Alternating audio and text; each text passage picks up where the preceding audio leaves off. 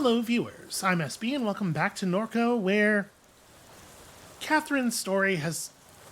I was going to say Catherine's story has taken a turn for the strange, but I guess considering how this chapter of her story started, it's just... Catherine's story has been strange for some time, and it shows no sign of relenting. This may be a better way to put it. So, I've been thinking about what we're going to do with Pawpaw. And I think we're going to agree to his offer. I don't necessarily want to engage with this whole Garrett thing in the way that they want us to engage with it. Call me paranoid about the intentions of neo-Nazis, but, you know. I definitely have some concerns about just, like, being alone with a potentially unstable man who, you know, that's dangerous times. But then I thought, oh, well, you know what? Dallas probably could help us out. He could protect us a little bit. He could aid in our self-protection a little bit, at least. And then I realized, wait a minute, we don't know Dallas. I have already fully committed myself to being alone with a strange man that we cannot necessarily trust. So at this point, what the hell? Does adding another one to the pile really matter? So... All right, Pawpaw. Say the word, dear Catherine. I am your only way into this mall. Actually, you know what? Oh, it's interesting that I don't actually have the ability to reply to him. Because I wanted to. I wanted to say, yeah, cool, let's do it. I guess I can't. Well, what I was about to say is we should do that, but actually before we do it, we should look at wherever the third sculpture is and at least read what it has to say. So I'm now... Garrett worked in the basement below the council chambers is the other place. Okay. Because I had forgotten in the time since the last recording. All right, I'm down to go with Pawpaw, but we are going to do our research first. So let's order a ride back to the City Hall area. Ugh, it is expensive though, huh? That's going to be most of our money there and back. So we go to the overpass and through there to City Hall. Let's see if we can get in this time. Yeah, no council sessions, buildings closed. The Garretts sent us. The guard looks Dallas up and down. Nah. Yeah, we don't exactly seem the type, you know. We're here because of Ken or John. I've let a lot of people pass through in the evenings, wanting to take a picture from the roof or whatever the hell. None of them look like you two. I'm following my gut here. Does the city know about this? So the city just lets these Garretts come in and out after hours. Look, I do what I'm told. You're looking for a reason. You go somewhere else. We're serious is a terrible, terrible response, but also I literally cannot not do it. We're training to become Garretts. Why? Yeah, fucking, that's a great question. So what do I think he'll buy? We could tell him the truth. And I bet he'll believe it. The question is whether it'll be good enough for him. He doesn't seem to be particularly interested in them. Like, he's not on side or anything. He just has standing orders. Which makes me think this might be the one that's effective. Because he knows that Ken or John has some kind of influence with the people who give him his orders. We want Ken or John to notice us. You ever watched any of that man's videos? That guy's lost a few marbles along the way. That makes sense to me. The guard shakes his head. This whole city lost its mind. Listen, there's some funny stuff that happens in this building at night. You're thinking you could just walk up to the roof. It's not like that. And be careful getting around. One of the generators went dead. The elevator's out, and so are the stairwell lights. Okay, that seems like the setup for a horror movie. Oh, I like this very much. Ahead is an elevator corridor with a stairwell. A long, unmarked hallway extends to her left. The exit is at her back. Well, we need to get into the basement. I am debating, in the real world, my curiosity to see what's going on around here would demand that I do investigation, but I would definitely go to the basement first, get the thing we need, then have a look around in case I do something stupid and we get kicked out. In the video game,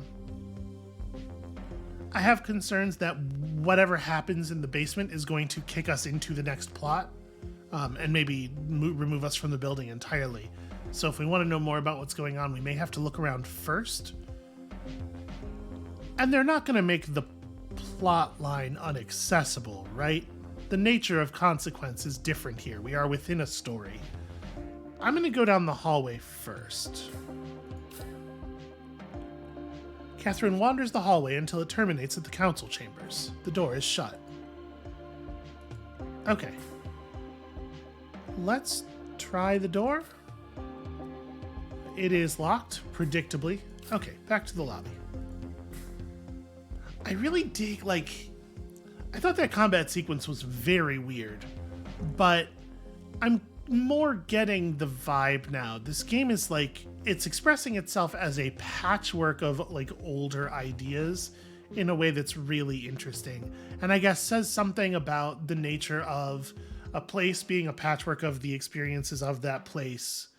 That's the nature of physical consequence, right?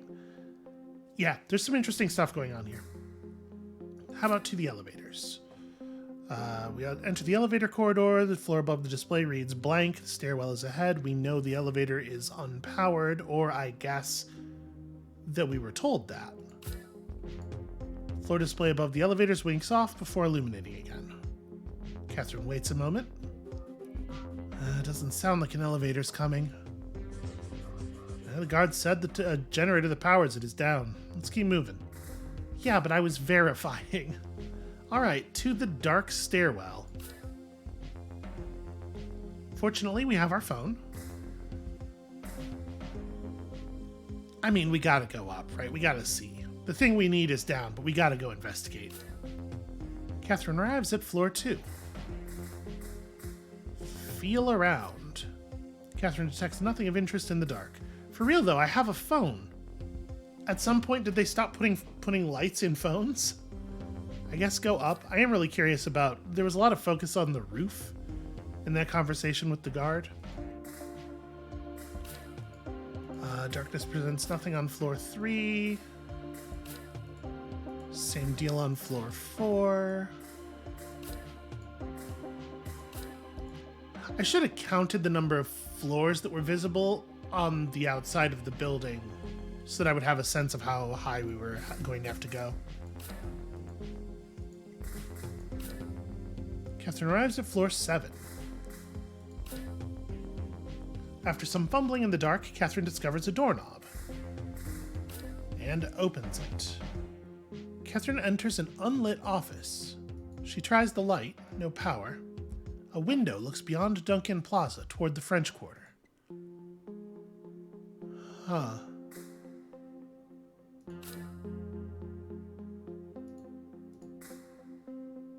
This is very curious, right? Floor 8, feel around. It's super weird that there aren't even doors, apparently, in the stairwell on most levels.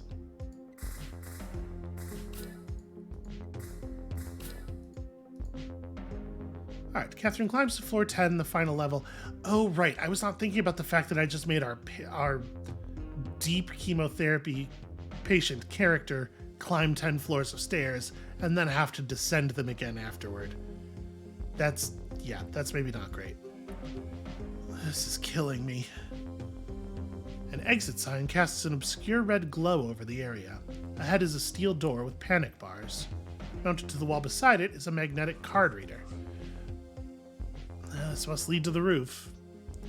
Yeah, we're gonna have to find the card somewhere and then come back. Oh, poor Catherine. We try the door, but it's locked. So, return to ground level. A fading fluorescent bulb strobes in the hallway to our left. The stairwell is at our back. So, Catherine turns the corner and immediately meets the stare of a man squatted on the ground in the stuttering light of the hallway. I wouldn't stick around too long. Why? What's that supposed to mean?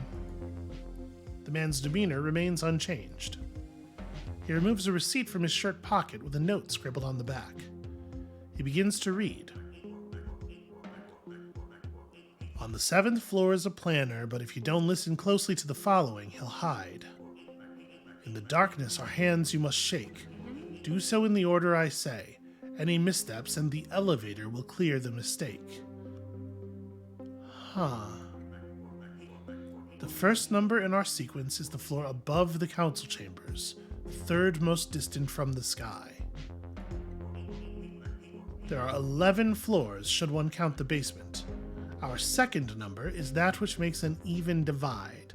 So third most distant from the sky is floor... I guess it kind of depends on how you count. I would say it's floor 8, right? The floor above the council chambers is... But wait, aren't the council chambers on the first floor?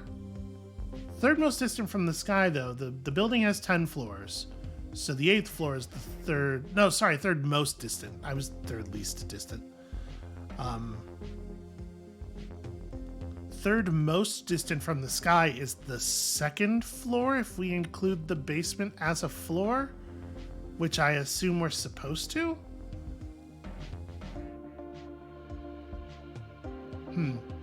Yeah, and that makes sense, because the council chambers are on the first floor, so that's why they say the thing about the council chambers. It's disambiguation. So yeah, 2nd floor, then the 5th floor is the even break, right? There's 5 below and 5 above. So 2, 5. The 3rd is just above that. 5th from the sky, 2, 5, 6. 5th from the sky, yeah, 2, 5, 6. Okay. He hands the receipt to Catherine. If you need help, friend is outside the building. Open the app and he'll be there. Good luck. What? Where are you going with this? I'm lost. Well, like I said, I can't help you. If you need help, go outside, open the app, and talk to friend. Okay. Upstairs, then. So we have to... We have to do this stuff before we can talk to the planner on the 7th floor, right? We have to do the elevator code. But I can't actually enter the elevator. So I had to... Do we have to go into the elevator on... Maybe it's on the 7th floor right now? Pressing this still doesn't do anything, right? Yeah, okay. Well, let's go up to the 7th floor.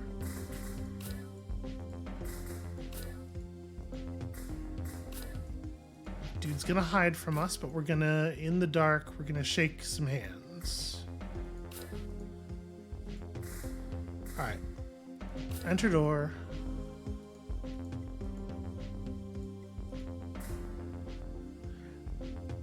It seems like the elevator doesn't even stop here, I guess. But we have to get into the elevator. Like, it seems to me like we have to press 2, 5, 6 on the elevator panel. But that would require the elevator to be open for us in the first place, which it can't be. Well, let's go outside and talk to friend. There's a step of this that I'm still not correctly understanding.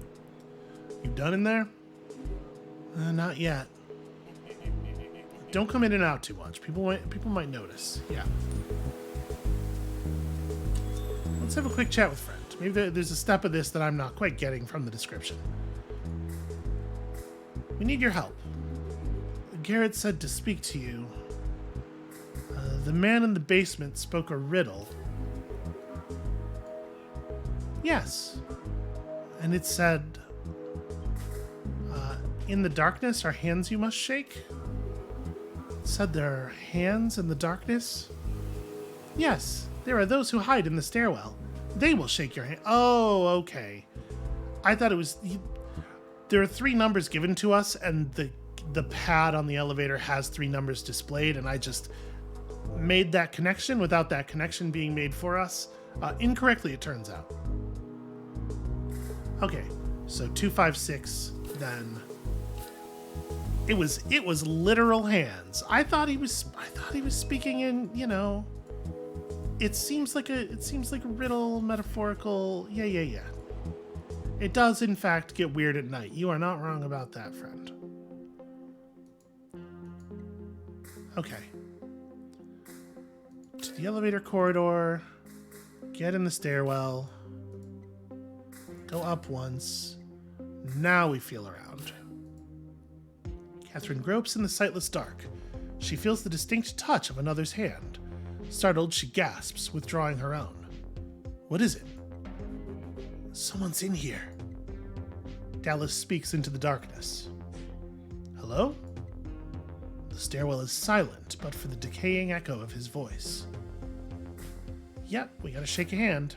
Catherine reaches her hand toward the dark, and an unseen hand grasps firmly and shakes. Okay, good. Then up to 5.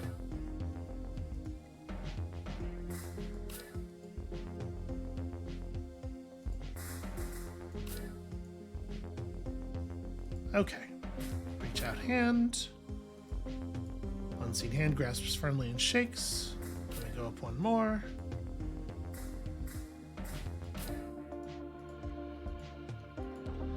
All right. It begins to pull Catherine slowly toward the floor, though. She grabs Dallas, attempting to resist. Catherine? The hand jerks her violently to the floor. Dallas attempts to intercept the figure in the dark, but only meets the wall. Hey. He slaps the wall. Yeah, that's good. You show those bricks who's boss. Tell me who the fuck is there. His echo trails off into the extremities of the stairwell. As Catherine looks up from the ground, a light switches on high above them. Dallas, help me up, please. Dallas recovers Catherine from the floor, and she hangs her arm over his shoulder. Oh, you're not in any kind of condition to be doing this shit. And I definitely made that worse with my decision-making. I know it. I see a light. She gestures weakly. Up there. I'll carry you. No, it's fine. Let's just go find this planner, get to the roof. Whatever it takes to be done here. All right. We arrive with some help, I imagine, at floor 7. A narrow thread of light shines from the doorway to the planning office. So that's just the way that's supposed to go, huh? They basically knock you down. I mean, maybe the person on floor 6 is this person, and they need to do something to you to get time to run to their office or something. You know, that's just personnel efficiency is what that is. Catherine steps into the warm lamplight glow of the 7th floor office overlooking Duncan Plaza. A man sits at a desk facing the window. He looks back at Catherine, then looks away. Office is closed. Yeah, working late? The planner looks at Catherine over his slouched shoulder. No later than usual. I'm not going to say anything. Let's just...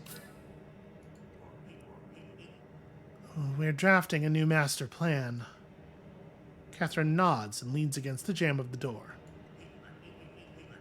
It's been an ordeal. You may have seen about it in the news. The antagonism in this city, my God. Everyone wants something different. The planner looks away from Catherine. I'm just gonna let him tell us whatever he's willing to tell us. You know, I'm the one they hate the most. The other planners are more interesting, younger, they're passionate about the work. I'm old now. I watched them bulldoze the projects. I wanted it. I wanted them gone. You don't know what the wrong decision is until you make it. The road splits and you have to keep going. And the highways, they have to go somewhere. The houses, they're going to flood sometime. As he speaks, he crouches into himself in an odd and anxious way. And no one wants to relocate, but the stubbornness of nature is unmatched. It drives the rest. In the end, it drives our decisions. It forces them, you see? I don't really, and I would love for you to expand on your personal philosophy here. Forces them? The ocean will have its way with us. There will be no more fussing about it. The floods are coming. Unimaginable floods that will dwarf any we've seen. Our decisions will be made for us as the waters rise. Some will confront these decisions before others. This creates an imbalance. It creates the conditions for conflict. When we plan, we don't plan for a community. We plan for a city at war with itself. We decide the winners and losers. As the stakes grow higher, the losers, they're gonna hate us. He returns his gaze across his shoulder and meets Catherine's eyes before looking away a final time. It gives me a fucking ulcer. Yeah, I hear you. So, engaging with these systems at all does a similar thing to me. Look, I'm trying to get to the roof. I was hoping I could get access to the roof. The planner turns in his chair. I see. Any chance you could help? You don't look like the other ones, I'll say that. Excuse me? Where's your shirt? See, this is weird, because Catherine knows exactly what he's talking about. I don't know why she's playing dumb. The planner dismisses Catherine with a hand wave and points toward a coat rack near the door. Key cards hanging on the rack. He returns to his original posture facing the window. Catherine grabs the key card. Okay, well that's something. Up we go.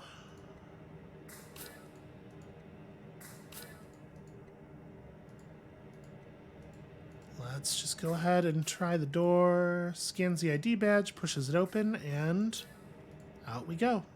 Into the cool winter air above City Hall. I need to sit for a moment. Yeah, of course.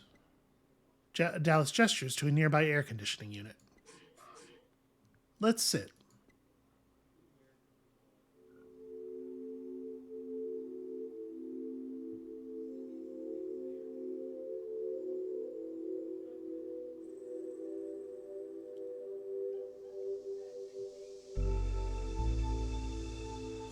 Well, there's the thing.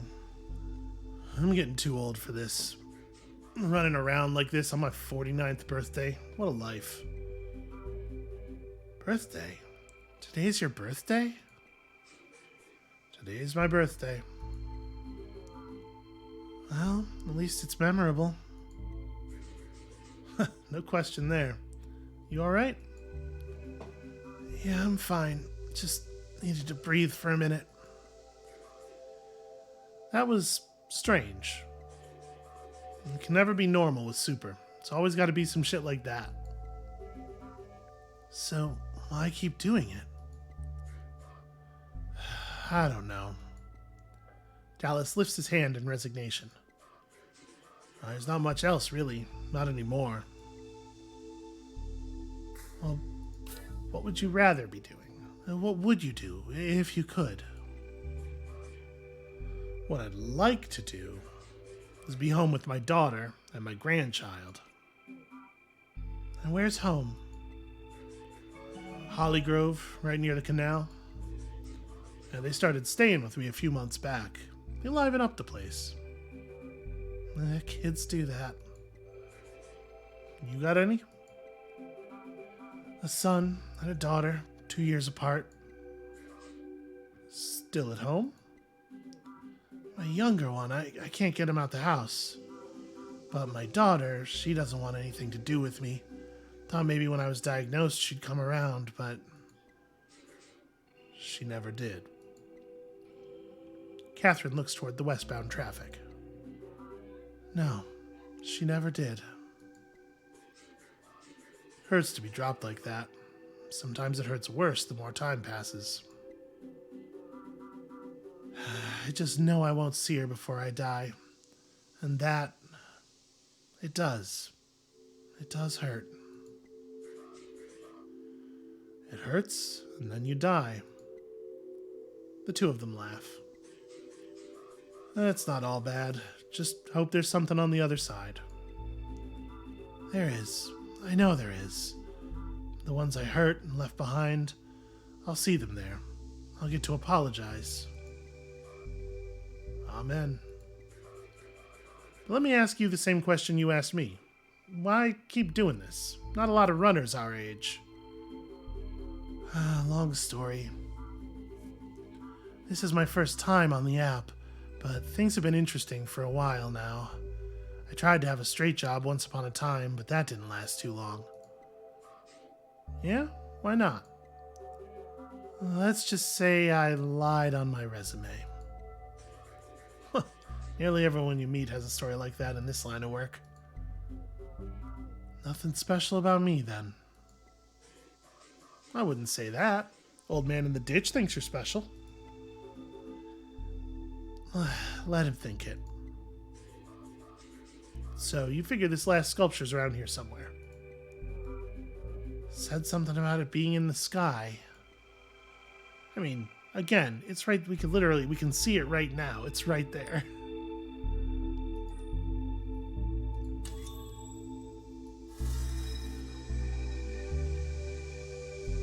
Oh, interesting.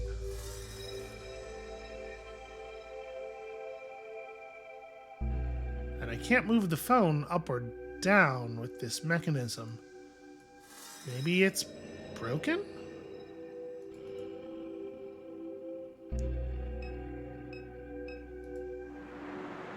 Distant traffic glides across the Mississippi River along the Crescent City connection. Okay, yeah, if I can turn my vision up.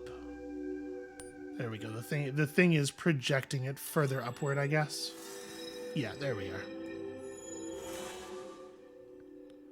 Third reading from the Apocryphon of Kenner John. New Orleans is a pit, and Garrett's stuck in it.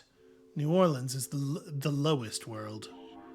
A messenger visits John, tells him about the early faithful now living in the cavities of the Martian moons. Tells him there's a way to commune with them through the Adamic language of angels and spellcasters and others who know God's mind. There's a chrism, a fluid that John must imbibe. It's in an egg that floats in the sky. John is blessed with a plan to escape the low world's reach.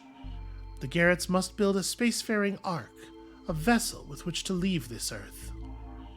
Having imbibed the chrism, John may ascend beyond the distortion of the low world and listen for the twilight language.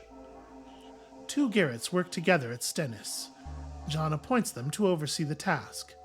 They soon find other engineers sympathetic to their plan.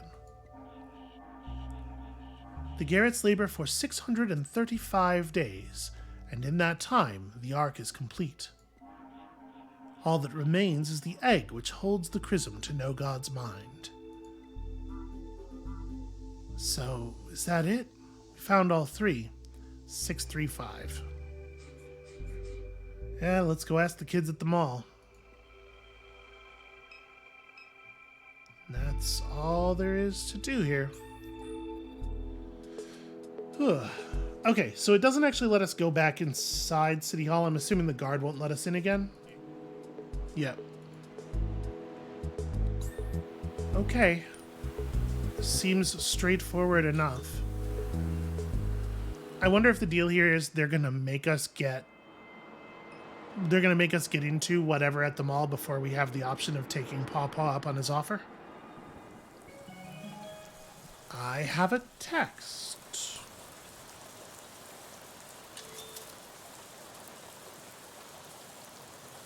Catherine, we'll send an advance to your wallet in order for you to complete the mission, but please do not waste our time. Maybe that's what happens when you get low on funds. They give you enough money so that you are sure you are going to be able to get rides places.